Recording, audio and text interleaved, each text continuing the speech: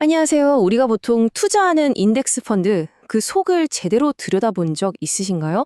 오늘은 그 펀드를 구성하는 방식을 아주 살짝만 비틀어도 엄청난 성과를 낼 수 있는 비밀에 대해 이야기해 볼까 합니다. 바로 모든 주식을 똑같이 대하는 전략이죠. S&P 500에 투자하면 500개 기업에 골고루 투자한다고 생각하기 쉽죠? 근데 정말 그럴까요? 어쩌면 여러분의 소중한 포트폴리오가 사실은 단 10개의 거대 기업 소나기에 달려 있을지도 모른다는 사실 알고 계셨나요? 자, 그럼 우리가 굳게 믿고 있던 그 분선 투자라는 게 왜 환상일 수 있는지 그 숨겨진 위험부터 한번 파헤쳐 보겠습니다. 이거 보세요. 정말 충격적이지 않나요? 우리가 투자하는 S&P 500 펀드의 거의 3분의 1이 또 10개 회사로 채워져 있다는 겁니다. 나머지 490개 회사가 그 70%를 쪼개서 나눠 갖는 구조인 거죠. 이걸 과연 진짜 제대로 된 분산 투자라고 말할 수 있을까요? 네, 맞습니다. 이 시가총액 방식이라는 게 간단히 말해서 덩치 큰 형님이 다 가져가는 구조라고 보시면 돼요. 그러니까 결국에는요, 소수의 거대 기업 몇 개가 웃으면 네 계좌도 웃고, 걔네가 울면 네 계좌도 같이 우는 그런 구조에 갇히게 되는 거죠. 아니, 그럼 이런 불균형을 해결할 방법이 없는 걸까요? 다행히도 있습니다. 그리고 그 해답은 놀랍게도 아주 간단한 아이디어에서 출발해요. 만약에 말이죠, 우리가 모든 주식을 똑같이 공평하게 대우한다면 어떻게 될까요? 자, 왼쪽이 바로 우리가 흔히 하는 방식입니다. 기업 크기에 따라서 비중을 다르게 두는 거죠. 큰 회사는 많이, 작은 회사는 적게요.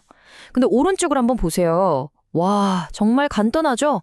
500개 기업 모두에게 공평하게 딱 0.2%씩 주는 겁니다. 이 단순함 속에 사실은 엄청난 힘이 숨어 있습니다. 이 단순한 전략이 얼마나 강력한지를 보여주는 아주 유명한 비유가 하나 있어요. 바로 말키엘의 원숭이라는 건데요.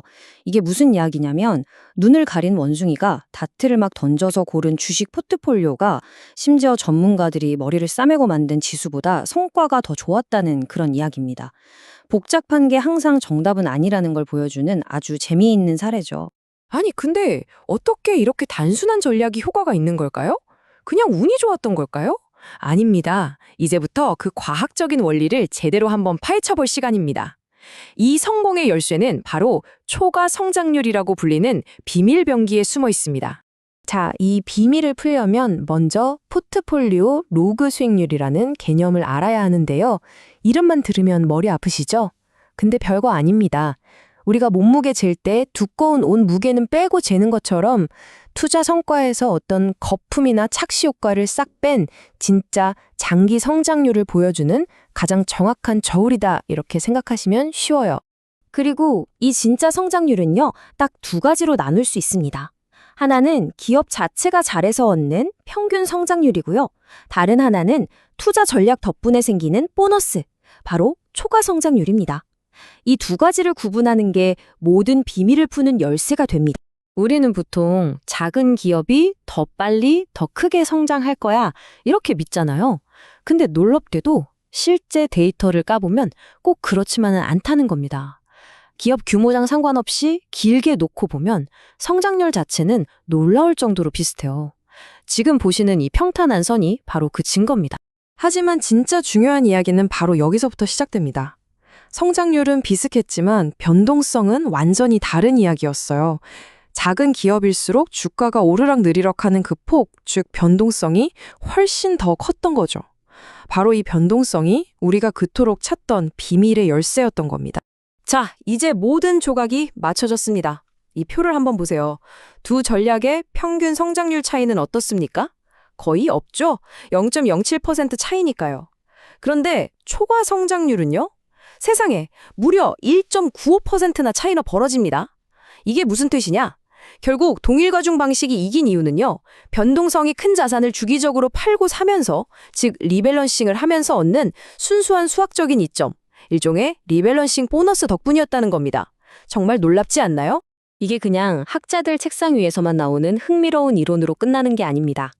실제 시장에서 가장 똑똑한 돈, 스마트 머니라고 불리는 거대 기관 투자자들은 이미 이 전략의 가치를 알아보고 움직이고 있습니다. 그들의 돈의 흐름을 한번 따라가 보시죠.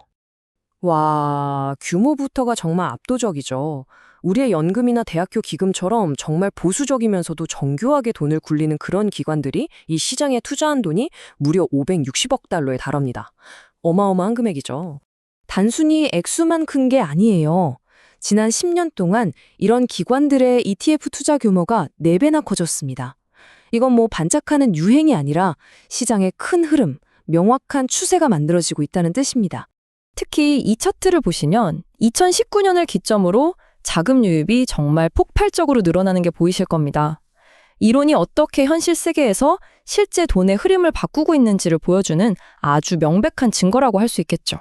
자, 그럼 이 모든 흥미로운 정보를 우리 같은 개인 투자자들은 어떻게 활용할 수 있을까요? 좋은 전략을 고르는 것도 물론 중요하지만 그것만큼이나 어떤 계좌에 담을 것이냐 하는 문제도 정말 중요합니다. 실제로 투자를 시작하려면 고려해야 할 게 생각보다 많습니다.